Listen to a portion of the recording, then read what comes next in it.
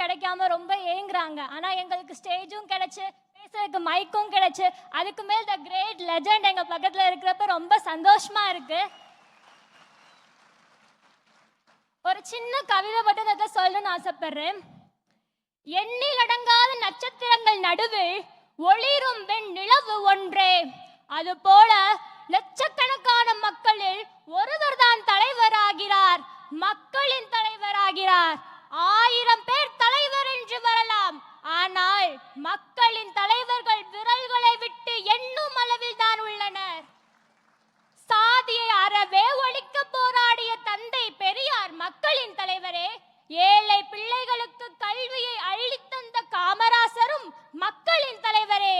இவ்வரிசையில் அடுத்ததாக வருபவர் திரையுலகில் இன்று இளைய தளபதியாக வலம் வந்து நாளை தமிழகம் வர போகும் என் அன்பு அண்ணனும் மக்களின் தலைவர் தான் என்று சொல்வதில் மட்டற்ற மகிழ்ச்சி கொள்கிறேன்.